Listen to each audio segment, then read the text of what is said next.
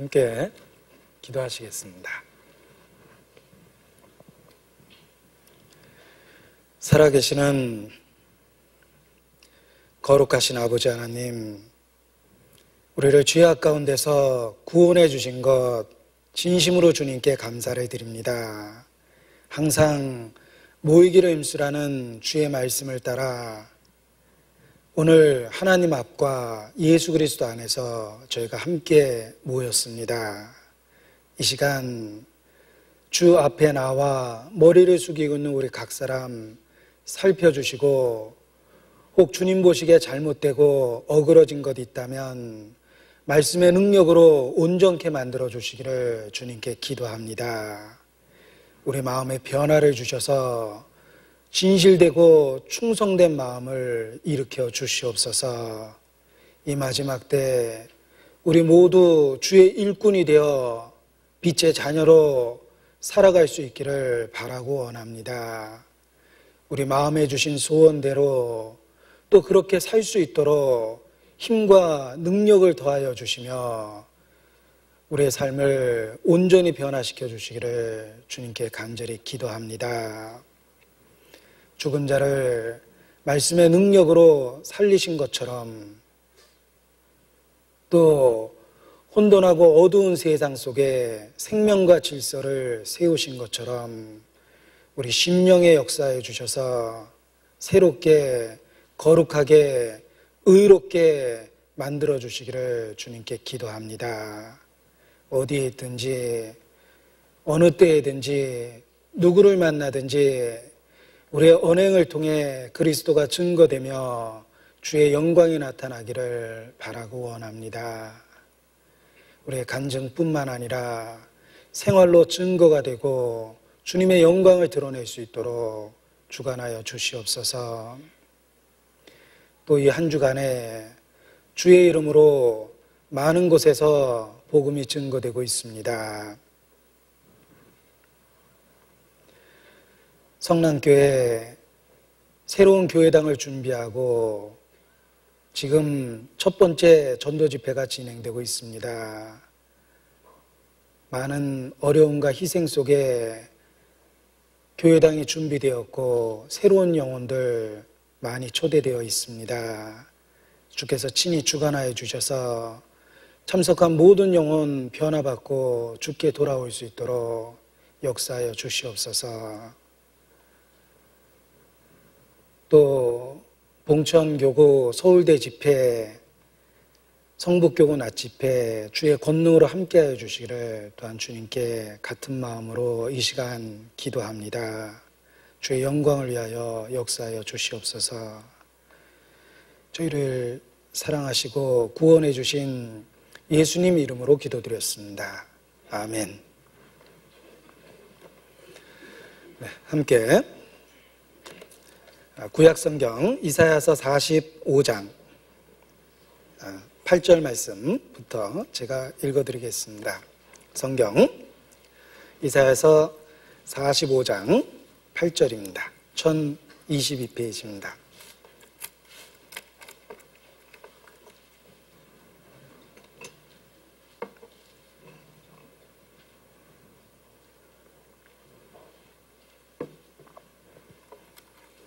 이사야서 45장 8절. 너 하늘이여 위에서부터 의로움을 비같이 듣게 할지어다. 궁창이여 의를 부어 내릴지어다. 땅이여 열려서 구원을 내고 의도 함께 움돋게 할지어다. 나 여호와가 이 일을 창조하였느니라. 11절 말씀부터 또 제가 읽겠습니다. 이스라엘의 거룩하신 자 곧 이스라엘을 지으신 여호와께서 가라사대 장래일을 내게 물으라. 또 내 아들들의 일과 내 손으로 한 일에 대하여 내게 부탁하라. 내가 땅을 만들고 그 위에 사람을 창조하였으며 내가 친수로 하늘을 평호 그 만상을 명하였노라. 내가 의로 그를 일으킨지라. 그의 모든 길을 곧게 하리니 그가 나의 성읍을 건축할 것이며 나의 사로잡힌 자들을 값이나 갚음 없이 놓으리라. 만군의 여호와의 말이니라 하셨느니라. 11절 말씀을 다시 같이 읽겠습니다. 이스라엘의 거룩하신 자 곧 이스라엘을 지으신 여호와께서 가라사대 장래일을 내게 물으라. 또 내 아들들의 일과 내 손으로 한 일에 대하여 내게 부탁하라. 네, 담임 목사님 이요한 목사님께서는 성남교회 집회를 인도 중에 계십니다. 그리고 지금 또 홍정현 목사님은 서울대 집회, 또 성북교구 낮 집회는 최현우 전도사님께서 인도하고 계십니다. 많은 사람의 기도로 얻은 은사가 있다는 말씀처럼 기도로서 함께 참여해 주심이 마땅하다고 생각합니다. 기억하시고 한 주간 기도의 제목에 전도집회 계획대로 함께 기도해 주셨으면 좋겠습니다. 오늘 읽은 이사야서 45장의 본문의 배경과 내용은 초월적인 기적적인 내용이 담겨져 있습니다. 이 내용을 공부해 보면 성경이 참으로 하나님의 말씀이라는 그런 그 증거 중에 가장 그 확실한 예로서 사실 제시될 수 있는 그런 내용이라고 말할 수 있습니다. 이스라엘의 하나님, 이스라엘의 역사는 상식적으로나 이성적으로 이해할 수 없는 놀라운 연속적인 기적의 이야기입니다. 한마디로 이스라엘 역사 뒤에 하나님이 계시다는 것을 알 수 있습니다. 이스라엘의 하나님, 그가 바로 땅을 만들고 사람을 창조하였고 친수로 하늘을 펴고 만상을 명하신 창조주 여호와이십니다. 이스라엘의 하나님이 창조주이시라는 그 확실한 증거가 바로 이사야서 45장에 나타난 내용 중에 하나입니다. 44장 28절에 보면 44장 28절에 보면 고레스에 대하여 이르기를 그는 나의 목자라 나의 모든 기쁨을 성취하리라 하며 예루살렘에 대하여 이르기를 중건되리라 하며 성전에 대하여 이르기를 내 기초가 세움이 되리라 하는 자니라. 나 여호와는 나의 기름받은 고레스의 오른손을 잡고 열국으로 그 앞에 항복하게 하며 열왕의 허리를 풀며 성문을 그 앞에 열어서 닫지 못하게 하리라. 자, 이게 고레스에 대한 이야기가 나오고 있습니다. 역사를 살펴볼 때 고레스는 페르시아의 왕입니다. 그가 바벨론을 멸망시켰고 바벨론에 포로 잡혀 있었던 이스라엘 사람들을 자유롭게 풀어주었습니다. 고레스 칙령이라고 역사 속에도 나타나는 그 영을 통해서 고레스는 이스라엘을 바벨론 포로로부터 자유롭게 할 수 있도록 허락해준 왕입니다. 그런데 놀라운 것은 그 사건이 BC 536년에 있었습니다. 그런데 지금 우리가 읽고 있는 이사야서는 BC 700여 년경에 기록된 것입니다. 그 기록된 시기와 고레스가 실제로 활동했던 시기를 비교했을 때 고레스가 태어나기 훨씬 전 고레스가 이스라엘을 자유롭게 풀어주는 그 사건과 비교했을 때 170, 80여 년 이전에 고레스에 대해서 미리 말씀해 주신 것이라는 걸 알 수 있습니다. 만일 우리 시대의 어떤 인물에 대해서 150여 년 전에 누군가가 예언했고 그것이 문자 그대로 성취됐다면 아주 충격적이고 놀라울 것입니다. 고레스의 이야기가 그러합니다. 만일 조선시대에 쓰여진 한 책에 우리 시대에 대한 예언이 있다고 생각해 보십시오. 예를 들면 노무현 씨라는 그 권세자가 나타나서 코드 인사로 나라를 시끄럽게 하더라 이런 식으로 만일 오래전에 예언돼 있다면 우리에겐 아주 놀라운 이야기임에 틀림이 없습니다. 그와 같이 고레스가 태어나기 훨씬 전 그 사건이 있기 170여 년 이전에 고레스에 대해서 너무나 구체적으로 사실 예언을 해주신 겁니다. 이것을 객관적으로 입증해 나갈 때 우리는 성경이 하나님의 영감된 말씀이라는 가장 확실한 증거의 한 예를 갖게 되는 것입니다. 이스라엘, 그 역사 뒤에 놀라운 하나님의 손길이 있습니다. 자, 그런데 사실 우리의 그 영적인 그 둔함, 영적인 그 어리석음이 성경에 있는 놀라운 사건을 별로 놀라지 않고 듣는다라는 것이 참 이상한 것입니다. 생각해보면 아주 놀랍고 신기한 일임에 틀림이 없습니다. 정말 하나님이 이스라엘 역사 가운데 함께 하시고 있다라는 것을 분명하게 입증할 수 있는 예이기 때문에 그렇습니다. 어린아이는 크고 놀라운 일에 대해서도 그것의 중요성이나 그 사건이 크다라는 것을 잘 인식 못하는 경우가 있습니다. 자, 어른은 큰 것을 크게 느끼고 놀라운 것을 놀랍게 느낍니다.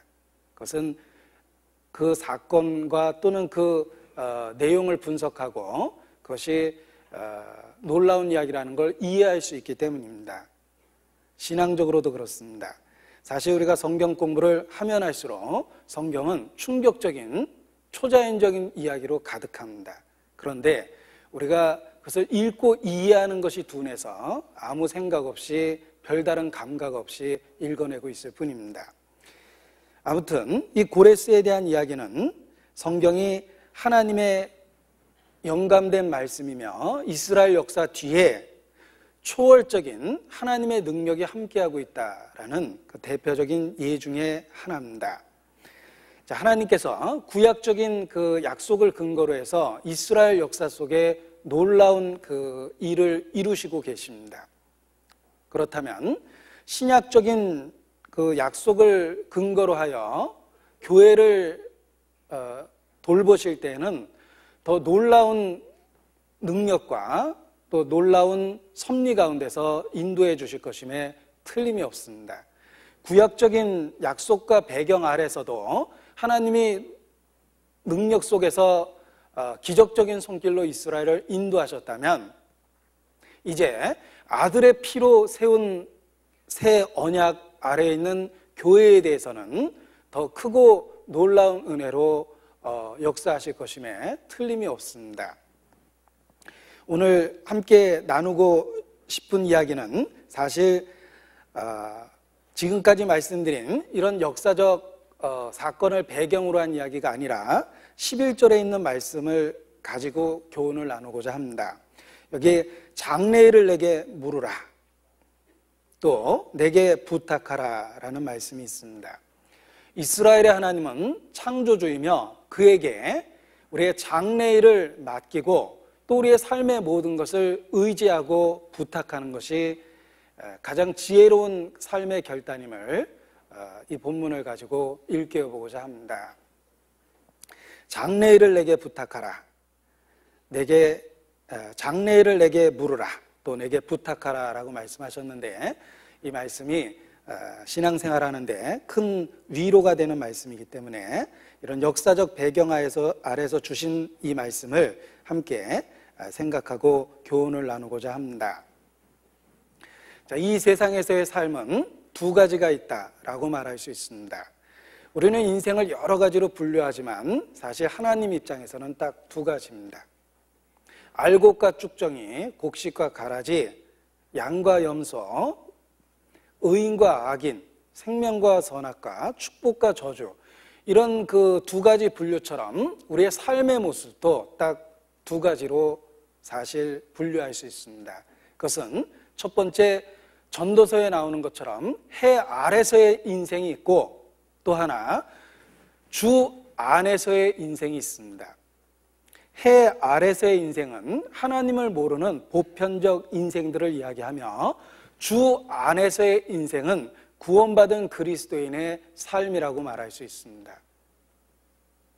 이와 같이 두 가지 삶이 하나님 앞에 존재합니다. 그런데 해 아래서의 삶을 우리가 살펴볼 때, 이 세상의 일들을 살펴볼 때 이 세상은 불예측적인 많은 재앙으로 이루어져 있다는 것을 누구든지 쉽게 깨닫고 공감할 수 있습니다. 우리가 살아가고 있는 해 아래서의 삶을 생각해 보십시오. 이 세상에는 생명을 위협하는 불가항력적인 또 예기치 못하는 재앙과 불행이 가득합니다. 오늘도 누군가가 신문에 이름이 나올 만한 불행과 재앙을 당하였을 것입니다. 매번 명절 때마다 명절 끝의 뉴스에는 항상 명절 기간의 사건과 사고를 종합해서 이번 명절에는 사망자 몇 명, 부상자 몇 명 이와 같은 통계적인 뉴스가 나옵니다. 명절 때뿐만 아니라 우리의 일상의 삶이 수없이 많은 생명의 위협을 주는 재앙과 불행으로 가득합니다. 자연의 재해가 있습니다. 해일이나 지진이나 또는 폭풍이나 홍수와 가뭄 등과 같은 자연의 재해가 우리의 근본적인 생존 환경을 흔들어 놓기도 하고 또는 사회적인 범죄가 이 세상에 또 점점 더 심하게 일어나고 있습니다. 연쇄살인범, 유영철 그런 인간이기를 포기한 그런 흉악한 사람들이 그 한 사람이지는 않을 겁니다. 그와 동일한 그 범죄자들이 우리 주변을 사실 배회하고 있습니다. 정글을 살펴볼 때 약육강식의 무서운 그 생존의 법칙이 있습니다.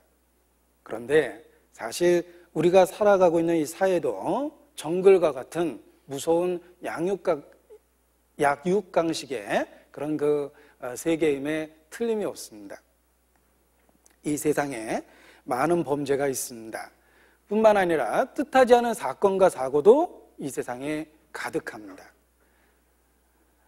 우리 기억 속에서 지울 수 없는 성수대교 붕괴 사건도 있고 삼풍백화점 무너진 사건도 있습니다. 아현동의 가스 폭발 사건도 있고 대구 지하철 폭발 사건도 있습니다. 그리고 시랜드 화재 사건도 있습니다. 우리 기억 속에 얼마든지 떠올릴 수 있는 사건과 사고가 지금까지도 많이 있었고 지금도 일어나고 있습니다.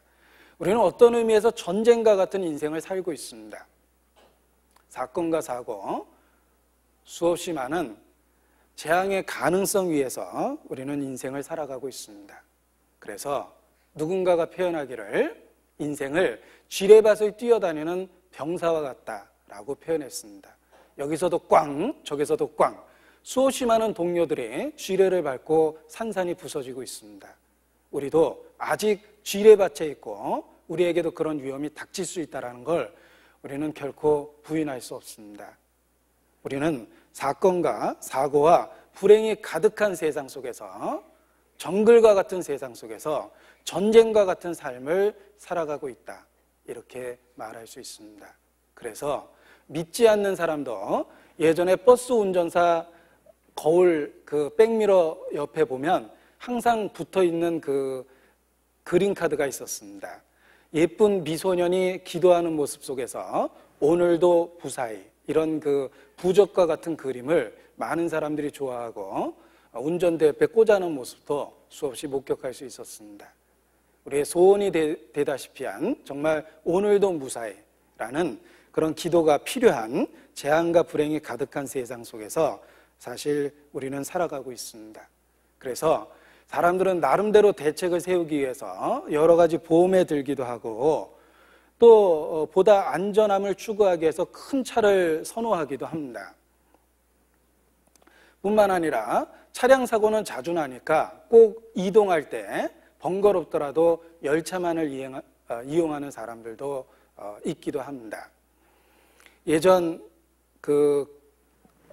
한 회사를 보니까 그 회사는 지역에 많이 출장을 다니는데 회사 사규상 버스나 승용차는 이용하지 못하도록 이렇게 정해놓은 회사를 봤습니다.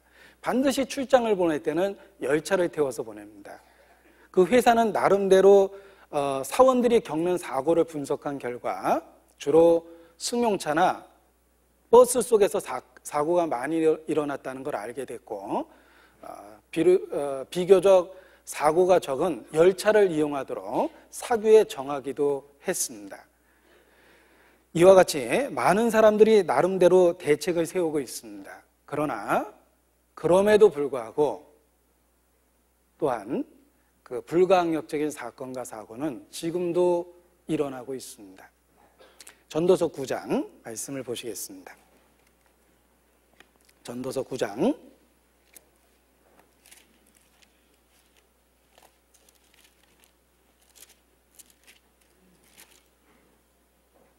11절 12절입니다.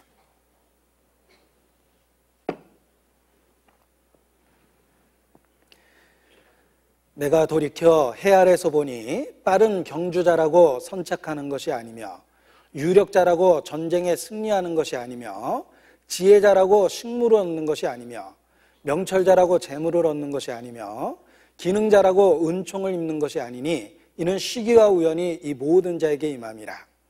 대저 사람은 자기의 시기를 알지 못하나니 물고기가 재앙의 그물에 걸리고 새가 올무에 걸린 같이 인생도 재앙의 날이 호련히 임하면 거기 걸리느니라. 자, 해 아래서의 일을 살펴보면 이와 같은 일이 가득합니다. 빠른 경주자라고 선착하는 것이 아닙니다. 빨리 뛰면 1등 합니까? 아닙니다. 뛰다가 넘어지면 꼴찌 하는데 문제는 넘어질 일이 이 세상에 너무나 많습니다.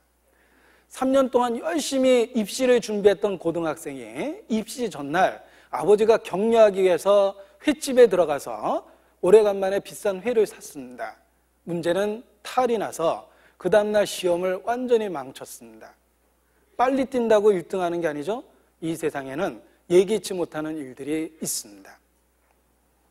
빨리 뛴다고 해서 항상 선착하는 것이 아닙니다. 유력자라고 전쟁에 승리하는 것이 아닙니다. 힘있고 능력 있다고 이기는 게 아니라는 것입니다.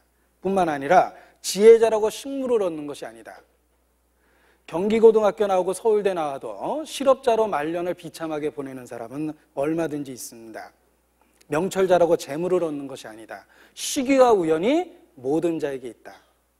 우리의 인생이 그러합니다. 그리고 12절에 이르시기를 사람은 자기의 시기를 알지 못합니다. 그래서 물고기가 재앙의 그물에 걸리고 새가 올무에 걸리는 것처럼 인생도 재앙의 날이 호련히 임하면 거기 탁 걸립니다.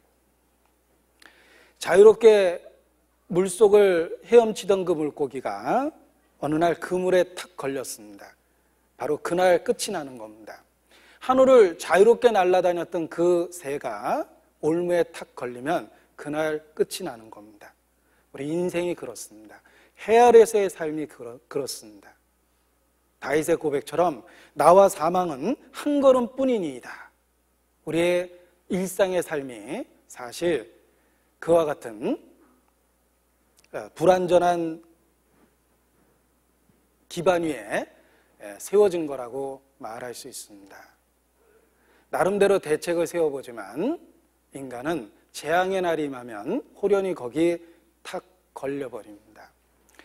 아합의 예를 들까 합니다. 이스라엘의 악한 왕 아합, 그가 전쟁에 갔습니다. 나름대로 살 방법을, 안전한 방법을 찾았습니다. 그러나 그도 자기에게 주어진 운명을 거부하지 못하고 전혀 예측하지 못했던 죽음을 맞이합니다. 아합 찾아보겠습니다. 열왕기상 22장입니다. 열왕기상 22장 30절입니다.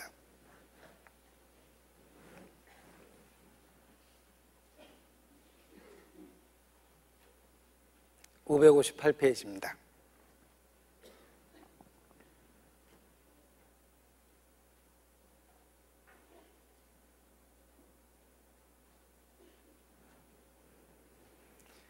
이스라엘의 왕이 여호사밧에게 이르되, 자, 이스라엘 왕은 아합이고 여호사밧은 유다의 왕입니다. 둘이 좀 친하게 지냈는데 이 여호사밧 입장에서는 참 나쁜 친구를 두었습니다. 그래서 하나님 앞에 책망도 받게 되는데 이 나쁜 친구라는 게 금방 드러납니다. 나는 변장하고 군중으로 들어가려 하노니 당신은 왕복을 입으소서.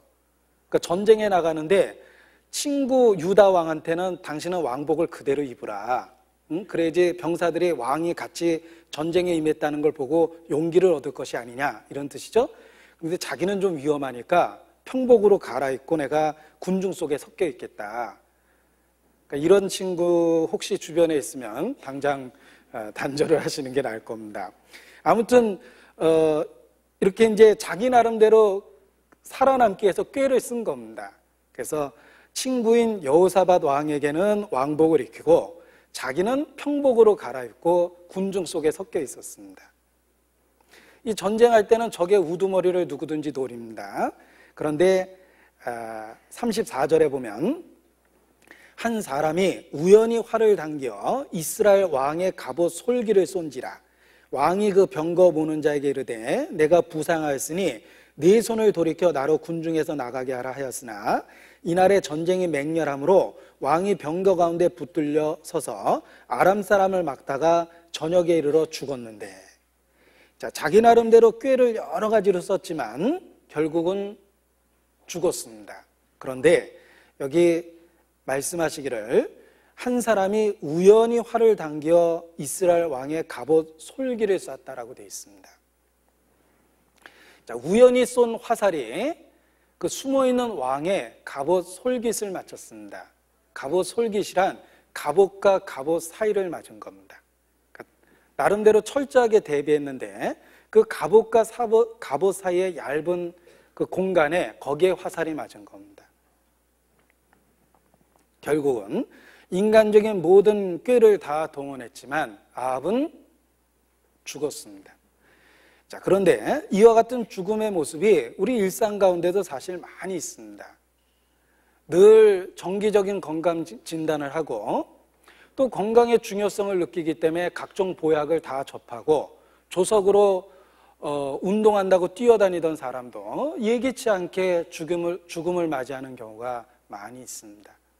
아합처럼 여러 가지 인간적인 방편을 다 세웠지만 죽음은 피할 수가 없었던 것입니다. 너희는 내일 일을 자랑하지 마라. 하루 동안에 무슨 일이 일어날지 내가 알지 못함이니라. 내일 일을 너희가 알지 못하는도다. 너희의 생명이 무엇이뇨? 너희는 잠깐 보이다가 사라지는 안개와 같으니라. 성경은 말합니다. 인생은 들의 풀과 같고 그 영화가 들의 꽃과 같다. 그것은 바람이 불면 꽃은 떨어지고 풀은 시든가 같이 인생도 그와 같다라고 말씀을 하십니다. 우리의 삶이 이와 같이 불완전의 연속입니다. 어느 누구도 든든히 섰다라고 자기의 운명 앞에서 자랑할 수 없습니다. 인간은 죽음이라는 절대적 운명 앞에서 철저하게 무능합니다. 그 어떤 인간이 세운 대책도 아무런 도움이 되지 않습니다. 이사야서 2장 22절입니다.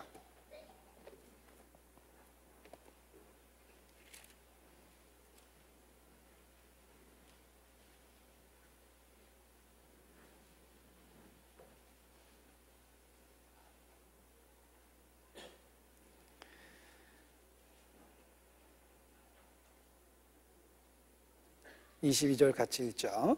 너희는 인생을 의지하지 말라. 그의 호흡은 코에 있나니 수에 칠 가치가 어디 있느냐.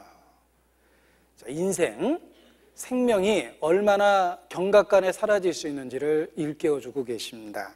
그의 호흡은 코에 있다. 이 작은 구멍으로 숨을 내쉬고 있는데 그것이 막히면 죽는 겁니다. 인생을 의지하지 말라. 수에 칠 가치도 없다. 이렇게 말씀하고 계십니다. 사람을 의지해서 사는 사람은 정말 어리석은 사람입니다. 인간 자기 스스로도 연약하지만 자기가 의지하려는 그 대상도 연약하기 때문에 그 사람을 인생의 목표처럼 의지해서 사는 것은 어리석은 겁니다. 처음에는 부모를 의지해서 살고 또 조금 있으면 배우자를 의지해서 살고 또 조금 있으면 자녀를 의지해서 삽니다. 또는 사회적인 활동 속에서 어떤 실세나 권력자를 의지해서 살기도 합니다. 그것이 다 어리석은 모습입니다. 인생을 의지하지 말라라고 말씀하십니다. 사람을 의지해서 살 때 어느 날 철저하게 삶의 기반이 무너져 버리는 것을 깨닫게 될 겁니다. 부모를 의지해서 산다면 어느 날 그 부모를 잃어버릴 때 삶의 모든 기반이 깨져 버릴 겁니다. 배우자를 의지해서 인생을 살아간다면 배우자를 잃어버릴 때 인생도 다 잃어버리는 겁니다. 또 혹 자식을 의지해서 인생을 살아간다면 자식을 잃어버릴 때 또 모든 인생의 목적과 의미와 가치를 다 잃어버리게 될 겁니다. 그 어떤 인생이든지 결코 너희는 인생을 의지하지 말라라고 말씀하십니다. 그의 호흡은 코에 있나니 수에 칠 가치가 어디 있느냐. 자, 에레미야 17장입니다. 에레미야 17장 5절입니다.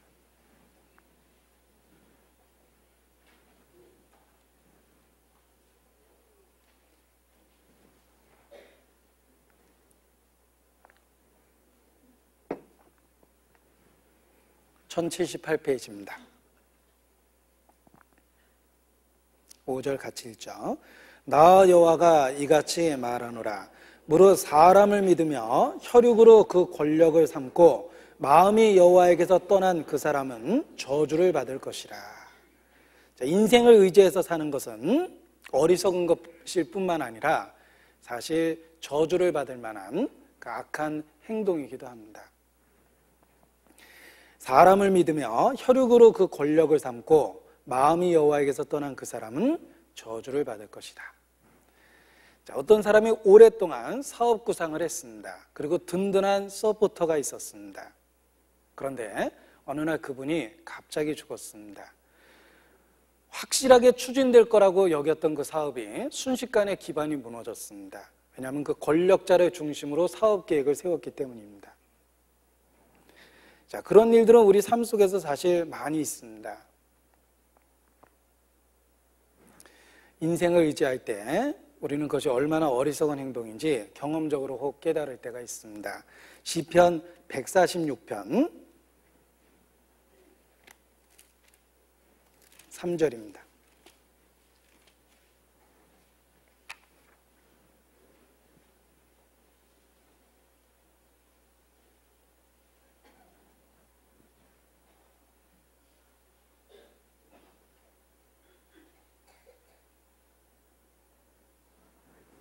(3절) (4절)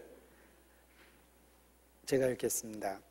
방백들을 의지하지 말며 도울 힘이 없는 인생도 의지하지 말지니 그 호흡이 끊어지면 흙으로 돌아가서 당일에 그 도모가 소멸하리로다. 5절 같이 읽죠. 야곱의 하나님으로 자기 도움을 삼으며 여호와 자기 하나님에게 그 소망을 두는 자는 복이 있도다.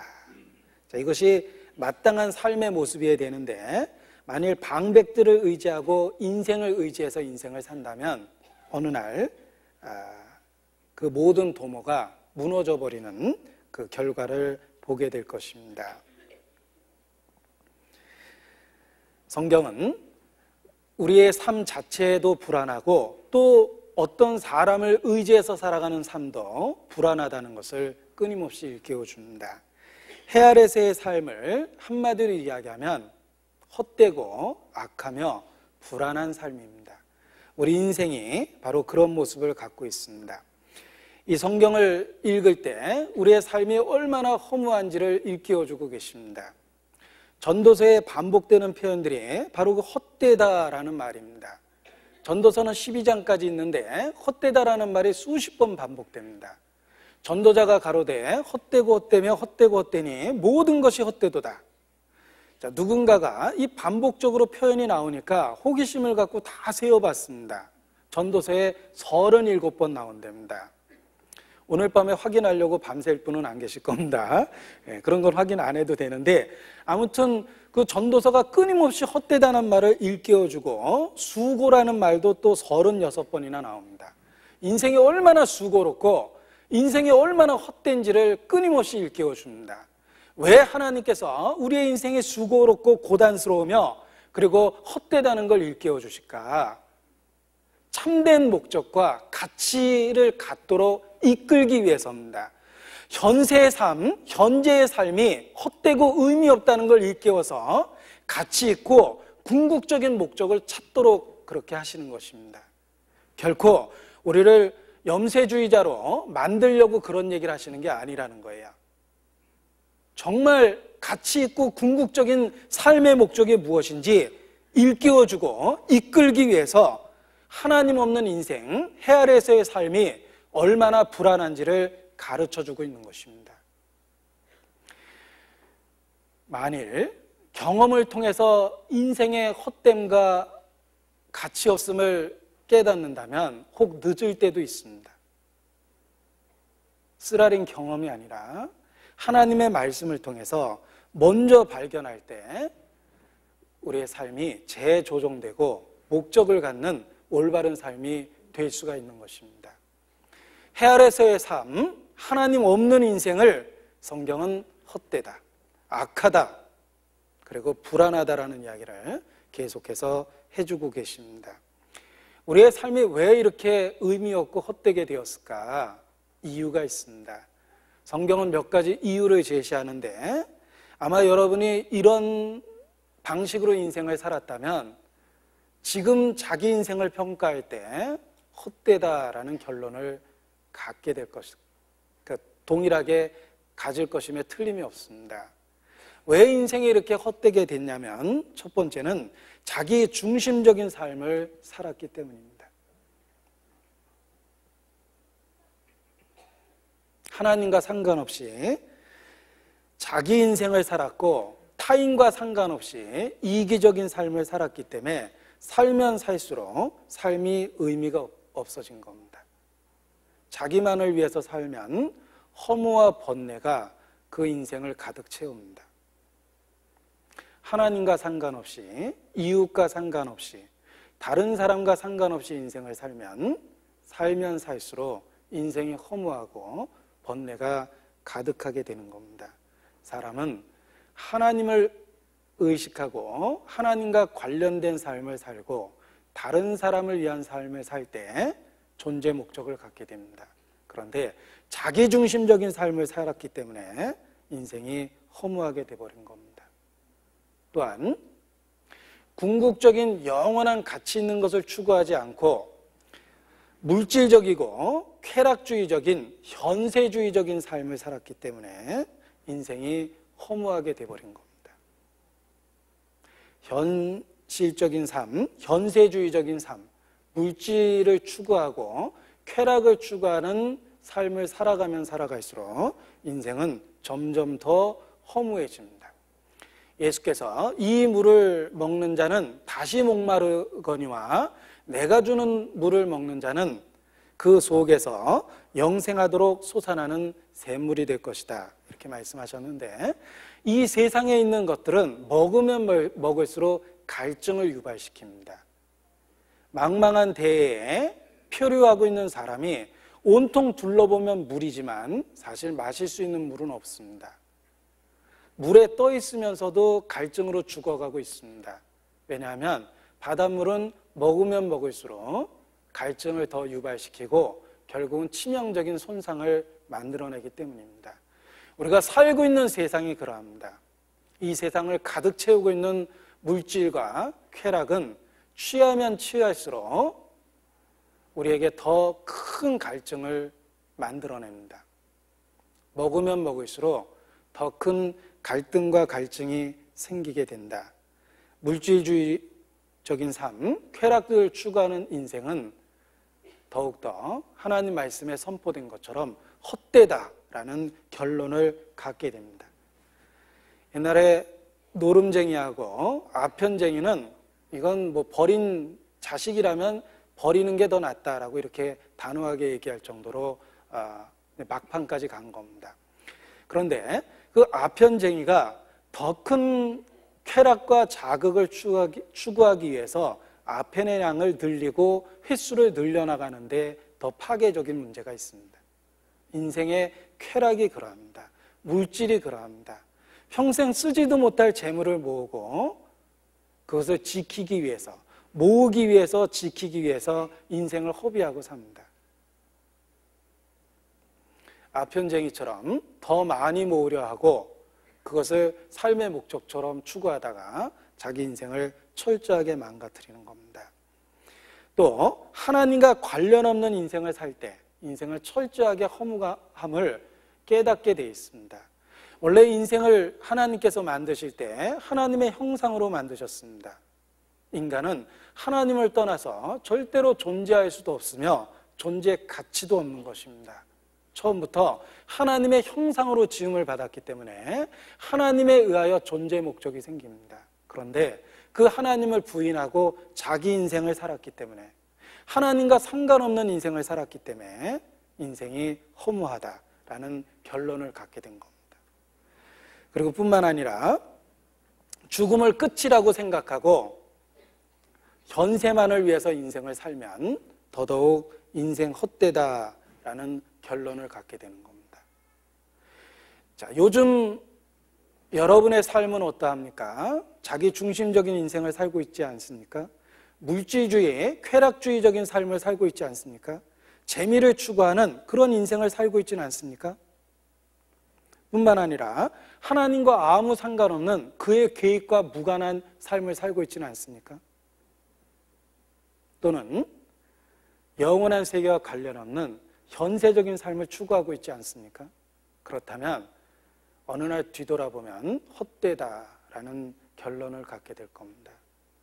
그런 인생을 계속 산다면 앞으로 더 이상 존재해야 될 의미도 사실 없는 것입니다. 때로는 자연의 재해, 예를 들면 인도네시아의 쓰나미에 의해서 10만 명 이상이 죽었습니다. 또 월드 트레이드 센터 빌딩 그 비행기 테러로 인해서 수천 명이 죽었습니다. 정말 우리 인생에 가치 있다면 왜 하나님께서 인생을 그렇게 허무하게 수천 명, 수십만 명을 데려가십니까? 하나님하고 상관없는 인생은 100년을 더 살든 1000년을 더 살든 헛되다라는 말의 연속일 뿐입니다. 그래서 그런 의미 없는 삶을 일깨워주기 위해서 하나님은 때로 수천 명, 수십만 명을 한꺼번에 데려가시는 충격적 요법도 쓰고 있는 겁니다. 예수께서 가룟 유다에 대해서 이렇게 말씀하셨습니다. 차라리 그 사람은 나지 않는 것이 제게는 좋을 뻔했느니라. 가룟 유다뿐만 아니라 하나님을 등지고 사는 모든 인생에게 동일한 이야기가 적용될 수 있습니다. 우리가 1000년을 산다 하더라도 하나님하고 상관없이 산다면 목적지를 벗어난 어긋난 삶이기 때문에 차라리 살지 않는 것이 훨씬 더 낫습니다. 하나님하고 상관없는 삶, 현세주의적인 삶은 바로 한마디로 요약하면 헛되고 악한 삶이다, 이렇게 말할 수 있습니다. 우리가 그런 인생을 살면 살수록 허무함을 맛보게 되고 그것을 깨닫게 되는 겁니다. 주께서 어찌 그리 인생을 허무하게 창조하셨는지요. 하나님하고 상관없는 삶이 딱 그와 같습니다. 성경은 끊임없이 우리 양심에 일깨워주고 계십니다. 하나님하고 상관없는 삶, 영원한 세계와 상관없이 현세주의적인 삶. 자, 하나님하고 상관없는 삶은 자기중심적인 삶이죠. 영원한 세계와 상관없이 사는 삶은 현세주의적인 삶입니다. 자기중심적이며 현세주의적인 삶은 한마디로 헛되고 악한 것입니다. 그걸 일깨워서 우리로 하여금 올바른 가치와 목적을 찾도록 만드시는 겁니다. 하나님과 관련 있고 영원한 세계와 관련 있는 인생을 살도록 성경은 끊임없이 우리 마음을 일깨워주고 계십니다. 그래서 헛되고 모순투성이인 이 세상을 하나님께서 살펴보도록 우리를 일깨워주셔서 궁극적인 삶의 가치와 목적을 찾도록 만들어주고 계시는 겁니다.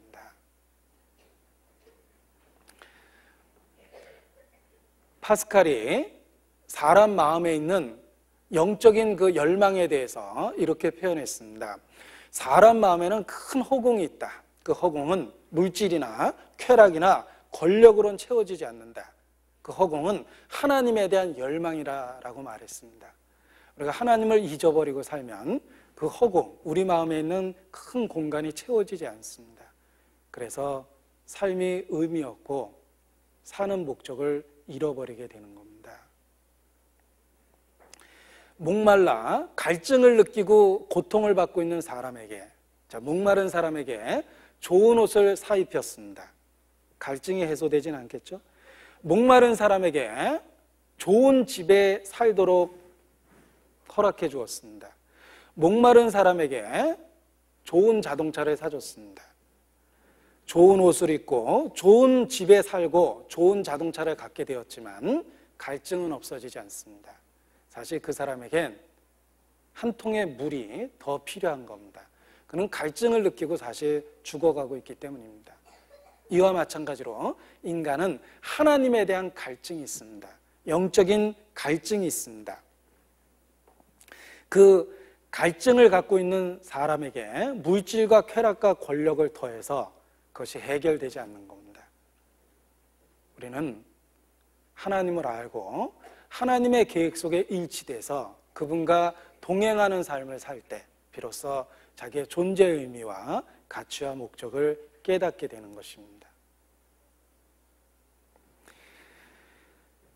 전도서를 읽다 보면 헛되다라는 말이 연속적으로 나오지만 그것은 인생의 허무함을 일깨워서 궁극적인 가치와 목적을 찾도록 하기 위해서다, 이렇게 말할 수 있습니다. 그래서 전도서의 결론이 중요한 것입니다. 전도서 12장입니다. 전도서 12장 13절입니다.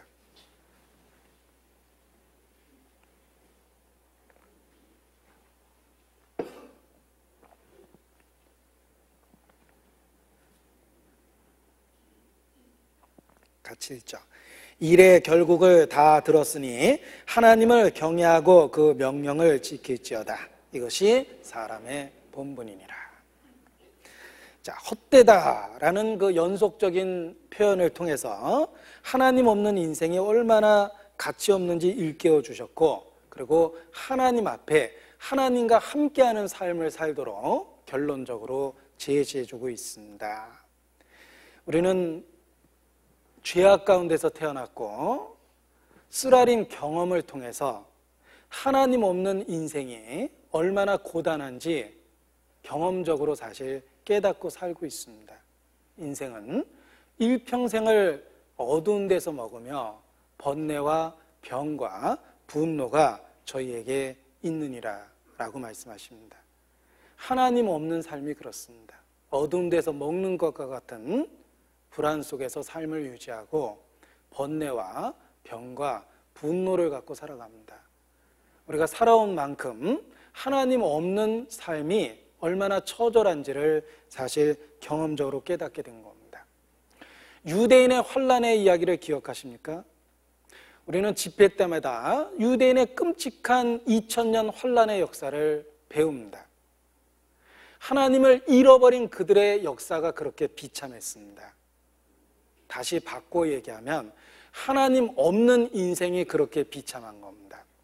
그 홀로코스트의 끔찍한 환난의 역사는 사실 유대인뿐만 아니라 우리 삶 자체가 홀로코스트의 연속입니다.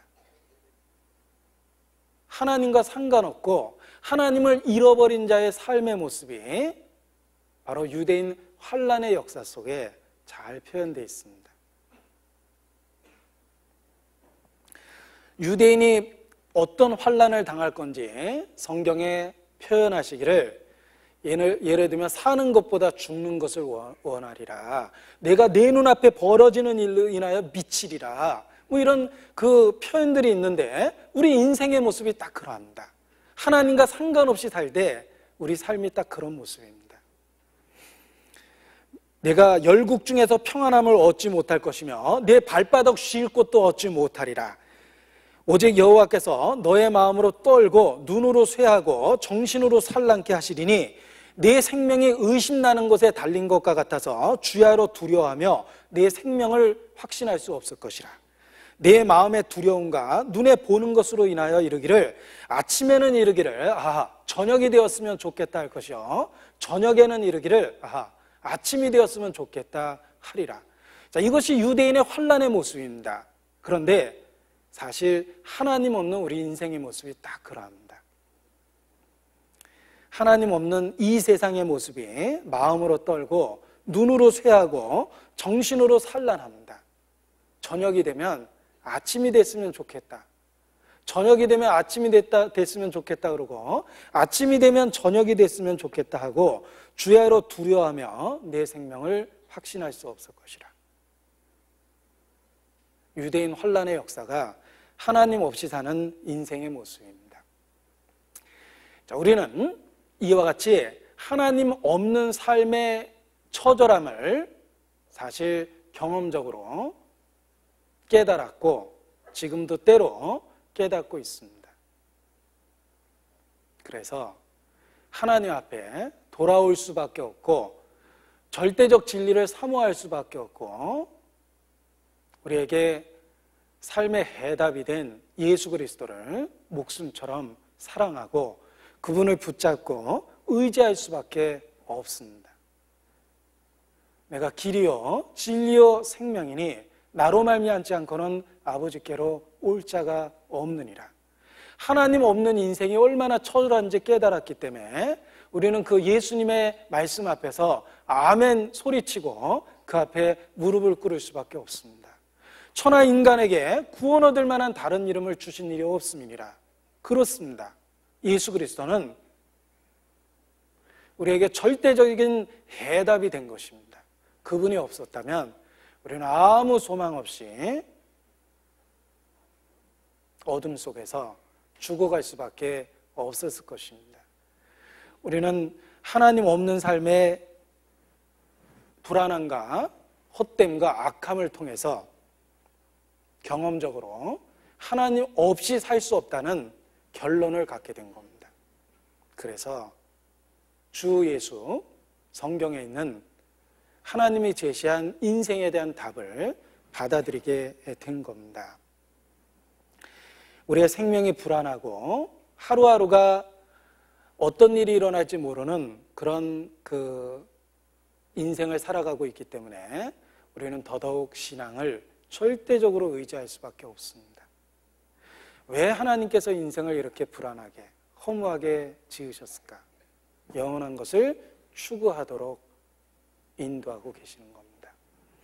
자, 어느 누구도 창조주 앞에 결코 교만할 수 없습니다. 자기 심장을 자기 스스로 뛰게 할 수 없다라는 것처럼 우리의 생명은 하나님께로부터 주어진 거기 때문에 우리는 생명을 주관하는 생명의 원천인 하나님 앞에 교만할 수 없습니다. 그리고 우리는 하루하루가 하나님의 선물임을 깨닫고 벅찬 감동과 감사하는 마음으로 사실 하루를 살 수 있습니다. 영적으로 둔감한 사람, 죽은 사람은 늘 주어지는 하루라고 생각합니다.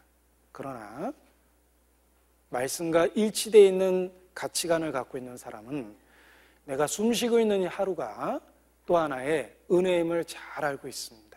그래서 새 하루며 새로운 마음으로 감사하는 마음으로 살 수 있게 되는 겁니다.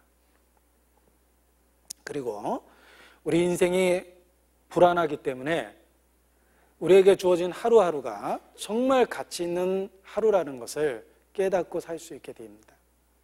낭비할 수 없는 마지막일 수도 있는 하루를 보내고 있습니다. 자, 갑자기 사랑하는 가족을 잃어버린 경우를 생각해 보십시오. 아무런 준비 없이 사랑하는 사람을 잃어버렸을 때, 단 하루의 재회가 허락된다면 모든 재산을 다 투자해서라도 그 단 하루의 만남을 추구할 겁니다. 사실 우리는 모든 재산을 주고도 얻을 수 없는 하루하루의 삶이라는 놀라운 선물을 하나님께 받고 있는 것입니다. 자, 제대로 인생을 직시할 때 우리는 결국은 궁극적이고 가치 있는 삶의 목표를 추구하게 되며 그 답으로서 하나님과 영원한 세계를 찾게 되어 있습니다. 하나님은 이 세상의 불안한 여러 인생의 모습을 통해서 우리의 마음을 궁극적인 하나님이 예비한 영원한 것을 향하여 이끌고 계십니다. 우리는 삶의 경험들을 통해서 하나님에 대한 절대적 의존성을 깨닫고 예수 그리스도 안에 머무를 수밖에 없는 그런 신앙적인 굳은 마음을 갖게 되는 것입니다. 하나님은 그러한 목적으로 우리 삶의 고통과 슬픔과 어려움과 예기치 않은 사건과 사고를 지금도 주십니다. 우리가 주님께 돌아와서 주님께 머무를 수밖에 없습니다. 호세아서 2장입니다.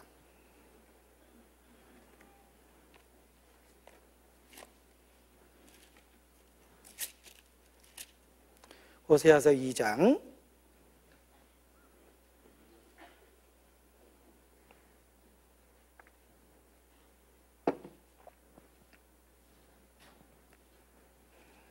14절입니다. 1258페이지. 그러므로 내가 저를 계유하여 거친 들로 데리고 가서 말로 위로하고 거기서 비로소 저희의 포도원을 저에게 주고 아골골짜기로 소망의 문을 삼아 주리니 저가 거기서 응대하기를 어렸을 때와 애굽 땅에서 올라오던 날과 같이 하리라. 여호와께서 이르시되 그날에 내가 나를 내 남편이라 일컫고 다시는 내 바알이라 일컫지 아니하리라. 자, 하나님이 우리를 계유하십니다. 계유가 이렇게 꿰어낸다는 뜻이죠. 꿰어내어서 우리를 이렇게 인도하셔서 거친 들로 데리고 가십니다. 그리고 거기서 아골골짜기로 소망의 문을 삼아 주십니다. 우리의 인생은 거친 들입니다. 하나님께서 때로 거친 들로 우리를 인도하십니다. 그리고 그 아골골짜기와 같은 절망의 상황 속에서 거기서 소망의 문을 삼아 주십니다. 우리가 가장 절망적일 때, 가장 고통스럽고 가장 슬플 때 궁극적인 삶의 목표와 가치를 일깨우게 됩니다. 거친 들에서 주님은 우리를 다시 만나 주시고 아골골짜기라는 절망의 상황을 소망의 문으로 바꿔주십니다.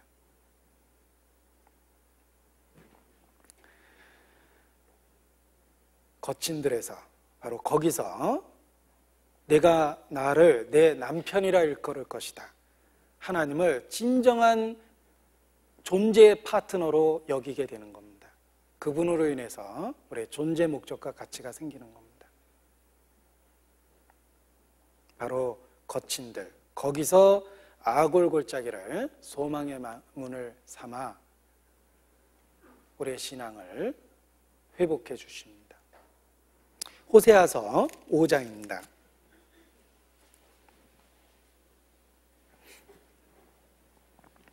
호세아서 5장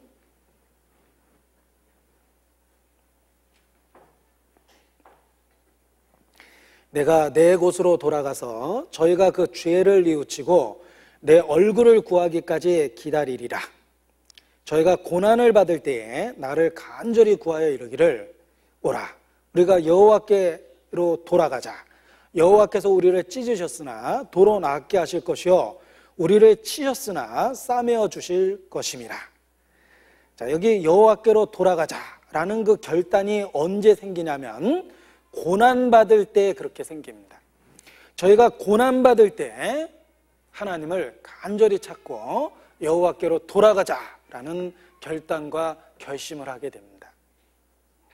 그래서 하나님이 때로 우리의 삶을 고통스럽고 어렵고 슬프게 하시는 것입니다.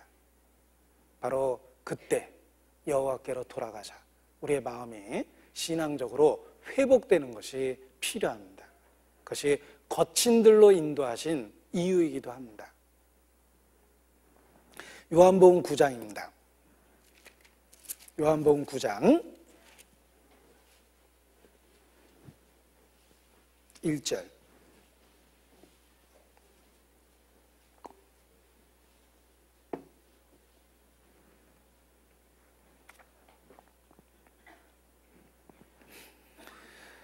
예수께서 길 가실 때에 날 때부터 소경된 사람을 보신지라. 제자들이 물어 가로되 라삐여, 이 사람이 소경으로 난 것이 뉘제로 인함이오니까? 자기 오니까 그 부모 오니까? 자, 우리는 사실 이런 비슷한 질문을 많이 합니다. 나면서부터 장애가 있거나 또는 나면서부터 어려운 환경 속에서 고통스러운 인생을 시작하는 분들이 계십니다. 도대체 왜 그런 환경이 주어졌을까? 이 사람의 잘못일까? 이 사람의 부모가 잘못해서일까? 그때 예수께서 하신 말씀입니다. 3절, 예수께서 대답하시되 이 사람이나 그 부모가 죄를 범한 것이 아니라 그에게서 하나님의 하시는 일을 나타내고자 하심이니라. 자, 나면서부터 소경된 자는 태어나면서부터 큰 고통거리를 갖고 있었습니다. 그런데 왜 하나님이 그러한 고통을 주셨는가? 그에게서 하나님의 하시는 일을 나타내고자 하심이셨습니다. 자, 우리가 이 소경을 천국에서 만난다면 그는 자신 있게 간증을 할 겁니다. 내 삶은 고통스럽고 남들보다 힘들었습니다. 그러나 나는 하나님께 그것에 대해서 감사합니다. 왜냐하면 내가 나면서부터 소경되었기 때문에 그 고통스러운 삶으로 인해서 주님을 만날 수 있었습니다. 혹 내가 좋은 환경을 갖고 있었다면 주님을 만나지 못했고 이 자리에 없을 수도 있습니다. 그러나 내가 태어날 때부터 고통스러운 상황 속에서 태어났지만 결국은 그 고통으로 인해서 주님을 만났고 이런 놀라운 결과를 누리고 있습니다. 나는 지금 이 시간 나를 소경으로 태어나게 하신 그분을 찬양하고 그 고통 속에 있는 나를 찾아오신 그분께 감사를 드립니다. 틀림없이 그렇게 얘기할 겁니다.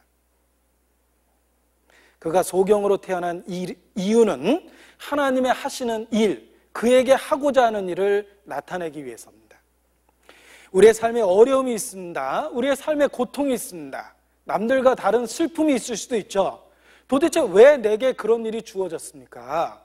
내게 하나님이 하시고자 하는 일을 나타내고자 하심이라. 그래서 우리에게 삶의 제한을 주신 겁니다.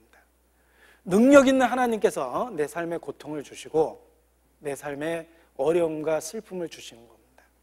내게서 하나님의 하시고자 하는 일을 나타내고자 하시기 위해서 그렇게 하신 겁니다. 그리고 우리는 결과적으로 그 아골골짜기를 소망의 문을 삼아주신 것에 대해서 주님께 영원토록 감사할 수 있는 것입니다. 아들을 아끼지 않고 내어주시니 우리를 정말 그렇게 사랑하신 분이 우리에게 어려움을 주었다면, 고통을 주었다면, 슬픔을 주었다면 그만한 충분한 이유가 있는 것입니다. 우리에게 뭔가 하시고자 하는 선한 일이 있기 때문에 주께서 그렇게 하셨다, 이렇게 말할 수 있습니다. 그래서 우리의 삶의 어두움이 그 어두움을 어둠으로 인식해서 빛을 사모하게 만들고 빛으로 나아가게 만들었으며 빛에 머물러 있게 하시는 거다, 이렇게 말할 수 있습니다. 시편 146편입니다. 시편 146편 5절입니다.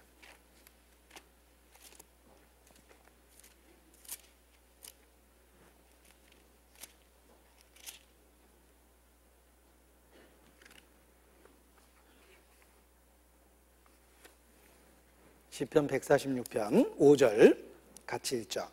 야곱의 하나님으로 자기 도움을 삼으며 여호와 자기 하나님에게 그 소망을 두는 자는 복이 있도다. 144편 15절입니다.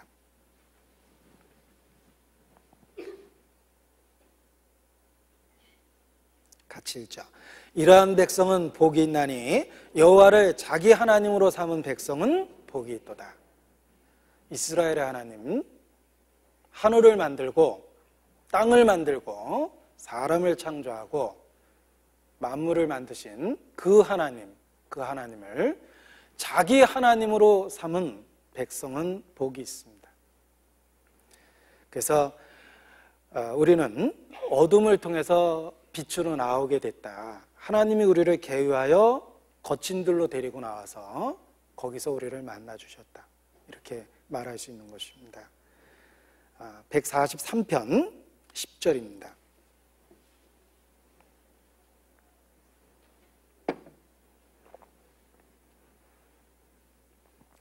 (143편)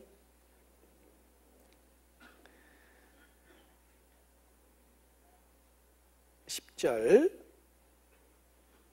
같이 읽겠습니다. 주는 나의 하나님이시니 나를 가르쳐 주의 뜻을 행케 하소서. 주의 신이 선하시니 나를 공평한 땅에 인도하소서. 자, 우리는 주는 나의 하나님이시다라는 개인적인 신앙 고백을 하게 되며, 그리고 나를 가르쳐 주의 뜻을 행케 하소서. 나를 변화시켜 주소서. 주의 뜻 가운데 나를 사용하여 주시옵소서. 주님 원하시는 곳에 내가 있고 주님 뜻하신 일에 내가 참여되기를 원하나이다. 주여 나를 가르쳐 주의 뜻을 행케 하소서. 주는 나의 하나님이시니 라는 개인적 신앙 고백이 됩니다. 그리고 우리는 그 결과로서 진정한 안식과 평강을 누리게 됩니다. 여호와는 나의 목자시니 내가 부족함이 없으리로다. 내가 부족함이 없으리로다 라는 말이 우리의 삶의 찬송의 이유가 됩니다. 어떻게 부족함이 없게 되었을까? 여호와는 나의 목자가 되셨기 때문입니다. 그가 이제 나의 하나님이 되셨습니다. 그래서 내가 부족함이 없으리라 라고 고백할 수 있게 되는 겁니다. 결국 삶의 어둠을 통해서 우리의 신앙은 더 분명한 선택을 하게 된다라고 말할 수 있습니다. 시편 39편입니다. 시편 39편 7절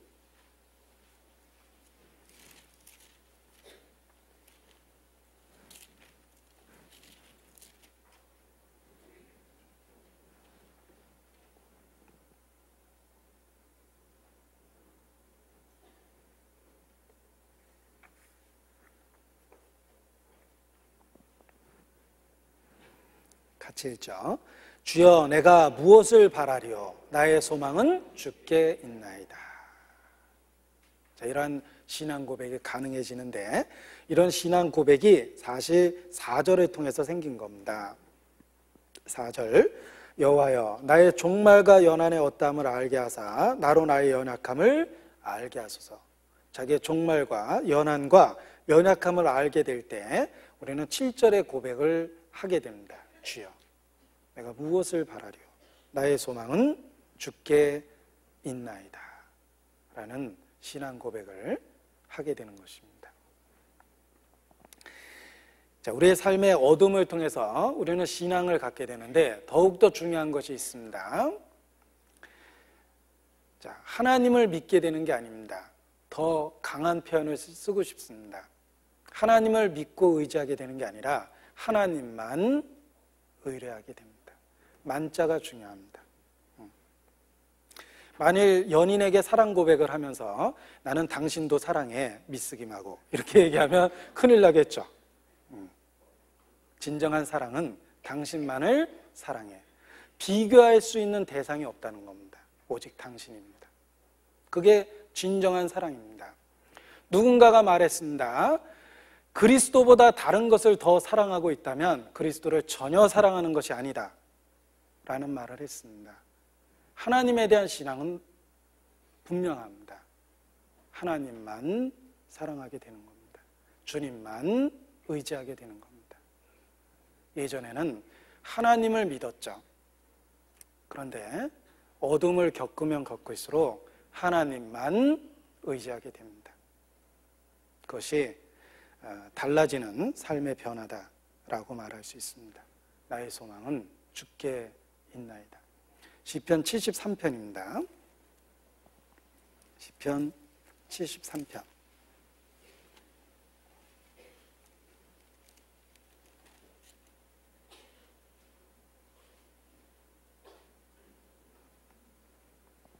(25절) 같이 읽겠습니다. 하늘에서는 주 외에 누가 내게 있으리요, 땅에서는 주밖에 나의 사모할 자 없나이다. 자, 예전에는 하늘에서는 주 외에 누가 내게 있으리요, 요거는 아멘이 돼요. 뭐 하늘나라 가면 주님만 보고 살아야죠. 그런데 땅에서는 사실 좋은 게 많거든요. 근데 사람이 신앙의 연단이나 어떤 성장과 성숙을 통해서 땅에서는 주밖에 나의 사모할 자 없나이다 라는 신앙 고백처럼 이 세상에서의 삶도 주님이 전부가 되는 겁니다. 대부분 사람들은 죽음 이후에 하나님만 의지해서 하나님과 함께 산다는 것에 대해서는 아무런 이견이 없습니다. 근데 이 세상에서는 하나님도 필요하고 다른 것도 필요하죠. 그런데 성장하고 성숙된 신앙은 땅에서도 주님만 보고 사는 겁니다. 하늘에서는 말할 것도 없고, 그래서 하늘에서는 주 외에 누가 내게 있으리요, 그리고 땅에서는 주밖에 나의 사모할 자 없나이다. 이 세상에서도, 현세에서도 하나님만 의지하고 하나님께 모든 것을 걸고 살아갈 수 있는 겁니다. 자, 하나님에 관한 계명을 생각해 보십시오. 가장 크고 첫째 되는 계명이다 라는 설명이 붙어 있죠. 너희는 마음을 다하고 목숨을 다하고 뜻을 다하고 성품을 다하여 주 너희 하나님 여호와를 사랑하라. 이것이 크고 첫째 되는 계명이다. 자, 이 말씀 속에서 반복된 표현이 있습니다. 다라는 말이 계속 들어있었어요. 마음을 다하고 목숨을 다하고 성품을 다하고 뜻을 다하고, 그것이 하나님을 올바로 섬기는 마음의 자세입니다. 하나님을 믿는 게 아니라 하나님만 믿는 겁니다. 땅에서도 주밖에 사모할 자 없나이다. 땅에서도 그렇게 되는 겁니다. 우리의 모든 삶의 의미와 소망을 다 거기다 거는 겁니다. 그것이 진정한 크리스찬의 삶이다, 이렇게 말할 수 있습니다. 고린도후서입니다. 1장.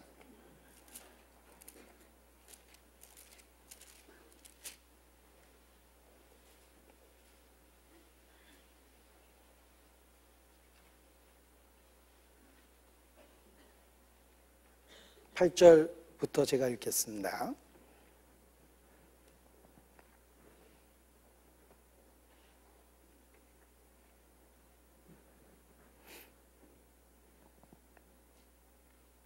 형제들아, 우리가 아시아에서 당한 환난을 너희가 알지 못하기를 원치 아니하노니 힘에 지나도록 심한 고생을 받아 살 소망까지 끊어지고 우리 마음에 사형 선고를 받은 줄 알았으니 이는 우리로 자기를 의뢰하지 말고 오직 죽은 자를 다시 살리시는 하나님만 의뢰하게 하심이라.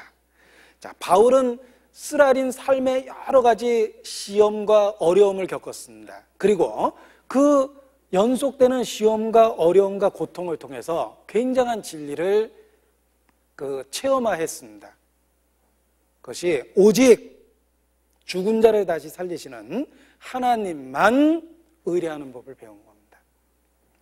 삶의 목적을 주님께 다 두게 된 겁니다. 오직 하나님만 의뢰하게 된 것입니다. 우리도 삶의 어둠을 경험하면서 바로 우리의 삶 전체를, 존재 목적을 하나님께 두게 됩니다. 그때 비로소 성경이 요구하는 크리스찬의 삶이 되는 겁니다.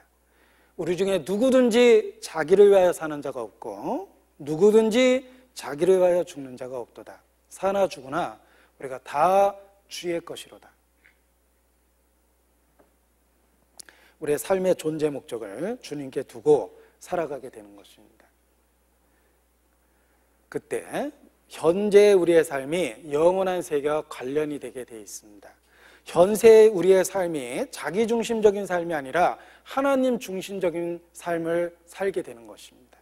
하나님만 의뢰할 때 하나님 중심적인 삶이 가능하고, 그리고 현세가 아닌 영원한 가치 있는 것을 추구하면서 살아가도록 인생이 재조정된다, 이렇게 말할 수 있습니다.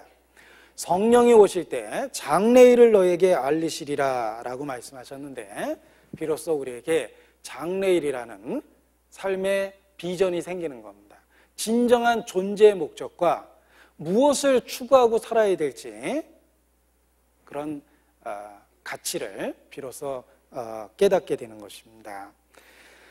자, 결국은 우리의 삶이 하나님과 관련 지어지고 영원한 세계와 관련 지어져서 살아야 된다. 그것이 그리스도인의 삶이다 라고 말할 수 있습니다.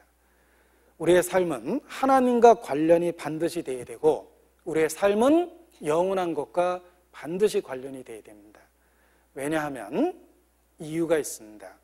우리의 장래는 갑자기 독립적으로 뚝 주어지는 게 아니라 사실은 지금 현세의 삶이 영원한 것과 연결져서 이루어지고 있기 때문입니다. 자, 현재 우리의 모습은 갑자기 생긴 게 아니죠.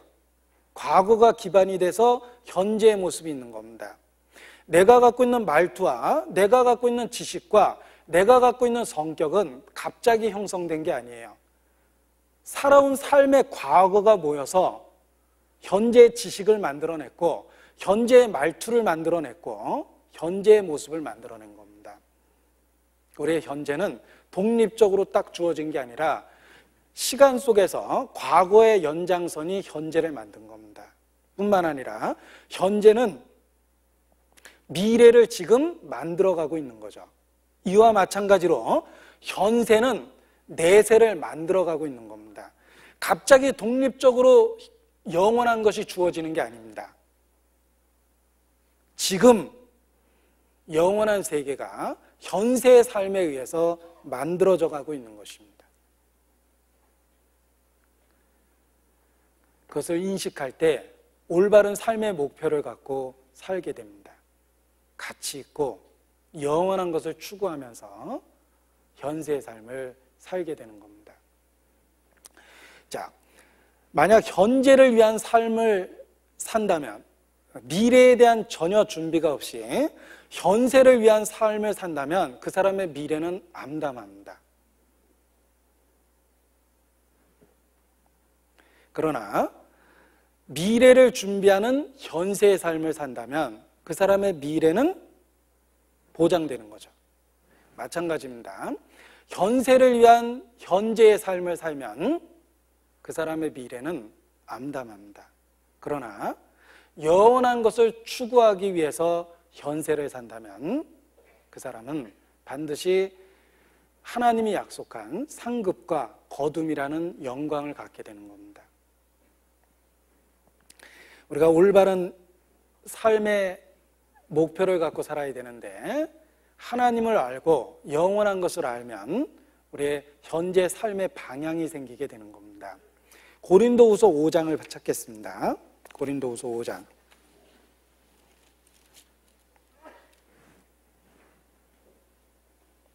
1절.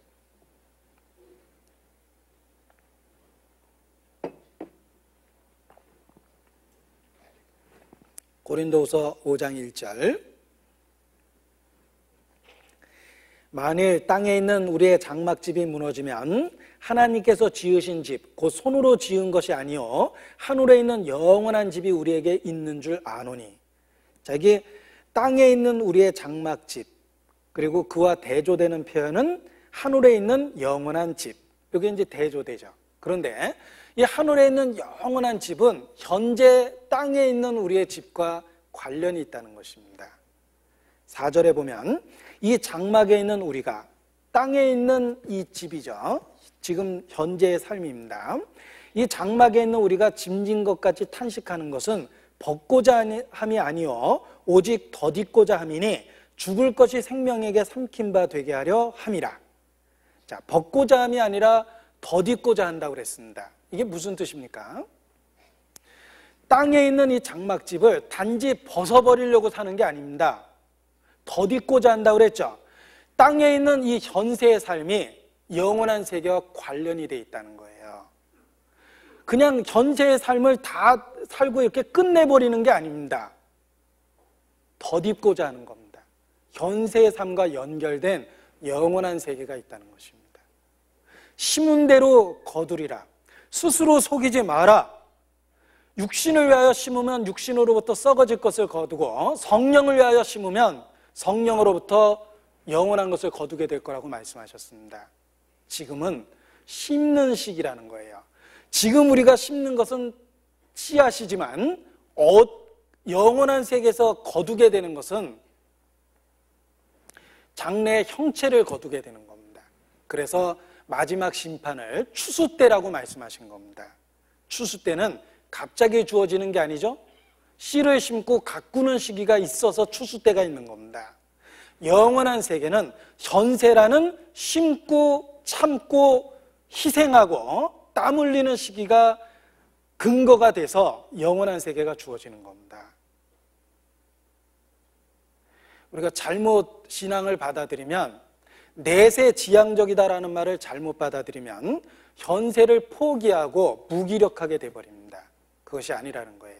현세의 삶이 영원한 것과 연결되어 있다는 것입니다.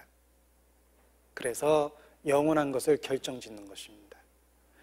예수님의 천국비유를 잘 읽어보십시오. 죽어서 가는 세상을 이야기한 게 아닙니다. 지금 현재 천국이 진행되고 있고 우리 속에서 이루어지고 있다는 걸 일깨워주고 계십니다. 바로 영원한 운명을, 영원한 추수를 지금 결정하고 있는 겁니다. 심을 때 게으르면 추수할 때 얻는 것이 없는 것입니다. 울면서 씨를 뿌리는 자가 기쁨으로 정녕 그 단을 거두게 될 거라고 말씀하십니다. 그래서 우리는 인생을 단지 벗어버리고자 사는 것이 아닙니다. 이 힘든 인생을 벗어버리고자 하는 염세주의적인 얘기를 하자는 게 아니라 현세의 삶이 영원한 것과 관련되어 있기 때문에 하나님의 뜻대로 더 가치 있는 것을 추구하면서 살아야 되겠다라는 이야기를 드리고자 하는 것입니다. 그렇게 하기 위해서는 7절이 필요합니다. 고린도후서 5장 7절입니다. 같이 읽죠. 이는 우리가 믿음으로 행하고 보는 것으로 하지 아니함이라. 자, 우리가 영원한 것을 추구하고 살기 위해서는 믿음으로 행하는 것이 필요합니다. 보는 것으로 행해서는 안 됩니다. 현세만을 보고 현세만의 결과를 갖고 자기의 삶을 평가하면서 살면 안 됩니다. 이는 우리가 믿음으로 행하고 보는 것으로 하지 아니함이로다. 그래서 눈에 보이는 현상 말고 은밀히 보시는 하나님 앞에 더 가치 있고 의미 있는 것을 추구하면서 살아야 되겠다라고 말할 수 있습니다. 자, 하나님의 주권, 하나님의 다스림을 믿고 영원한 것을 추구하면서 살아갈 때 우리는 모든 것을 주관하시는 하나님을 믿고 그 말씀 안에서 힘있게 살아갈 수 있게 됩니다. 그리고 영원한 것을 추구하면서 살게 되면 현실적으로 주어지는 어려움을 능히 극복하면서 살아가게 됩니다. 소망이 있는 자는 현재 어려움에 대한 인내를 가질 수 있습니다. 자, 아무리 힘든 일이지만 주어지는 대가가 크다면 힘든 일을 견딜 수 있습니다. 예를 들면 일은 좀 힘들지만 한 달에 월급을 1억 원씩 주겠다. 그러면 야근도 불사합니다. 힘은 들지만 얻는 결과가 크기 때문이죠. 우리 해외 동포가 큰 돈을 벌기 위해서 한국에 오는 이유도 같은 겁니다. 가족을 떠나서 고생은 되지만 여기서 돈을 벌고 돌아가면 큰 돈이 된다. 그런 이유죠. 대가가 크면 고난을 견딜 수가 있는 겁니다. 예전 농담으로 아르바이트 얘기 중에 창경원 아기 코끼리 업어 재우기 이런 거. 또 고압선 전선주 물걸레로 닦아주기, 뭐 이런 말도 안 되는 그런 아르바이트를 얘기하면서 대신 대가는 크다, 할 수 있을런지 모르겠다, 이런 농담을 했던 기억이 있습니다. 근데 사실 위험하더라도 대가가 크면 할 방법을 찾을 겁니다. 우리가 정말 영원한 것을 추구하고 하나님이 약속한 상급을 확실히 믿는다면 고난, 고통, 수고, 번거로움, 기쁨으로 견뎌낼 수 있습니다.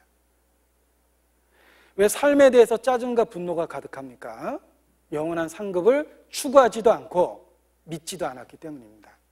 정말 하나님이 약속한 것처럼 영원한 상급을 믿는다면 현재 주어지는 고난, 고통, 수고, 번거로움, 기쁨으로 견딜 수 있습니다. 만일 우리가 보지 못하는 것을 바라면 참음으로 기다릴지니라.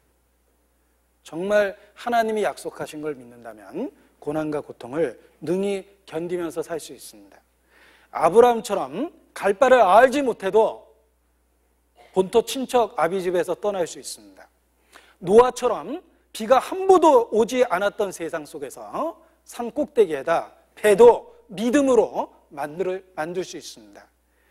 다니엘처럼 위협을 받아도 하루에 3번 기도하겠다는 하나님 앞에 약속 지킬 수 있습니다.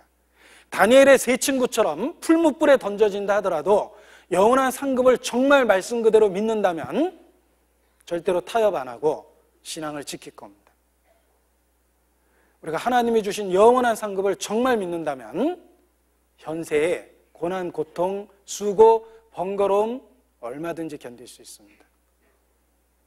그리고 하나님이 주시는 영원한 상급을 정말 믿는다면 은밀히 보시는 선행도 반복적으로 할 수 있습니다.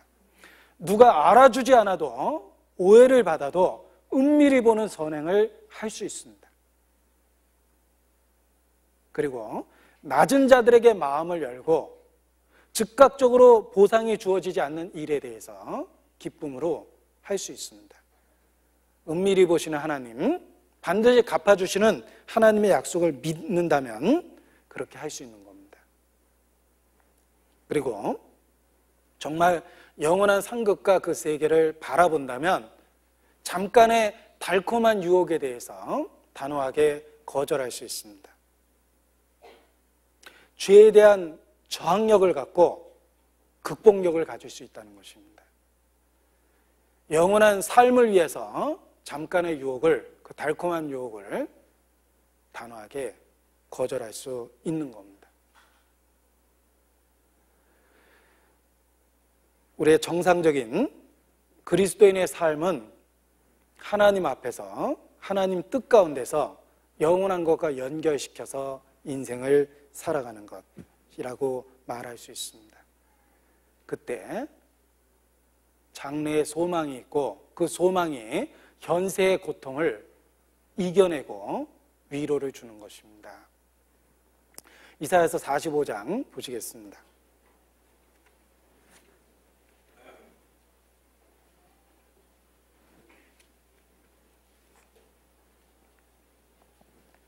(11절입니다)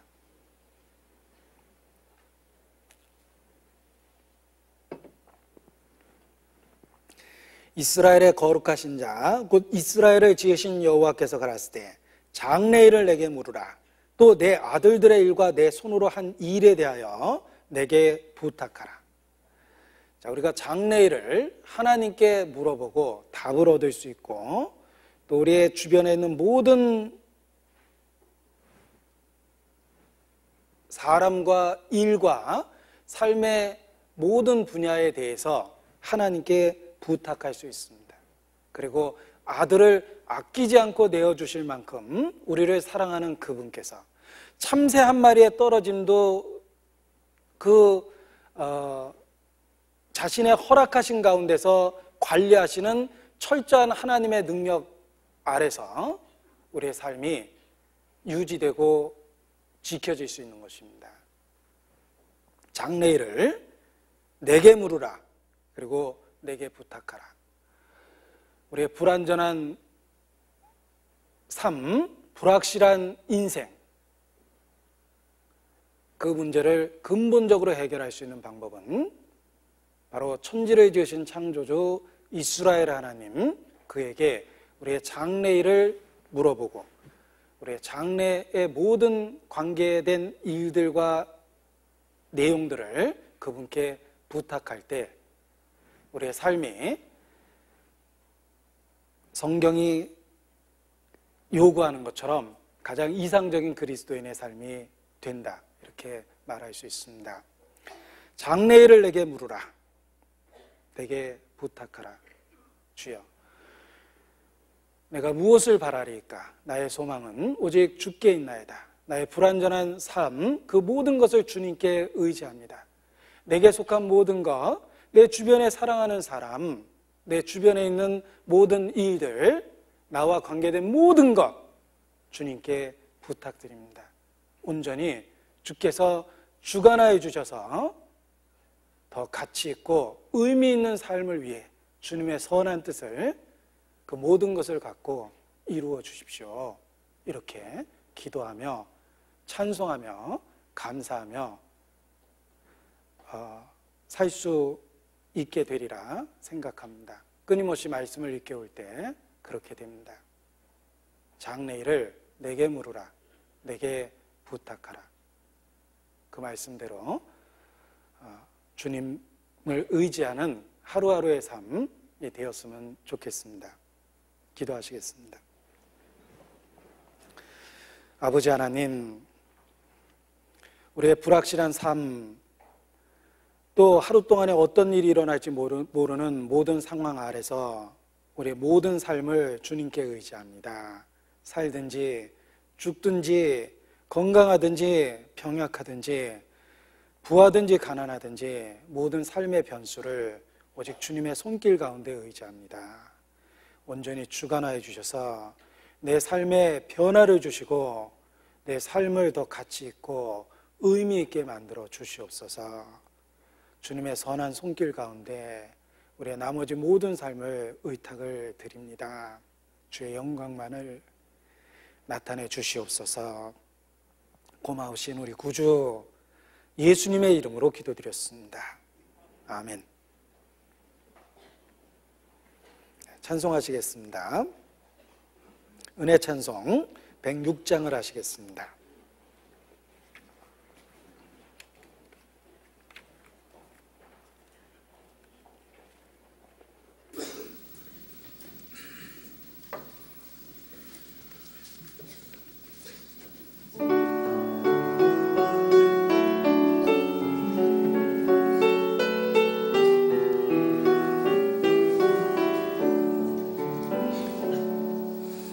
아침 안개 눈앞 가리듯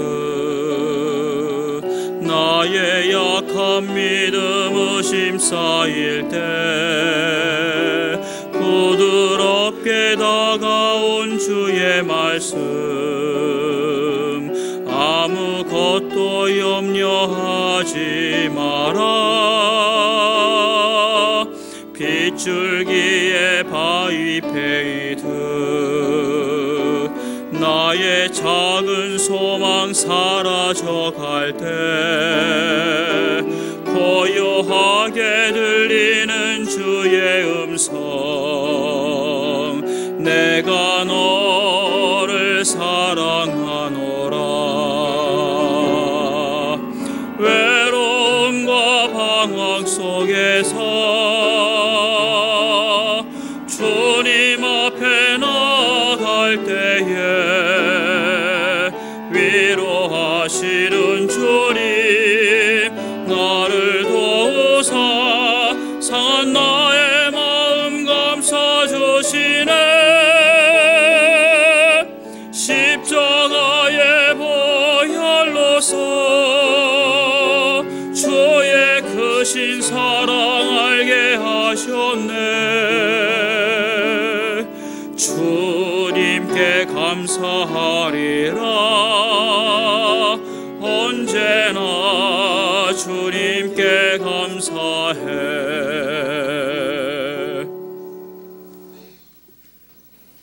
네, 광고 말씀 없습니다. 마치겠습니다. 안녕히 돌아가시기 바랍니다.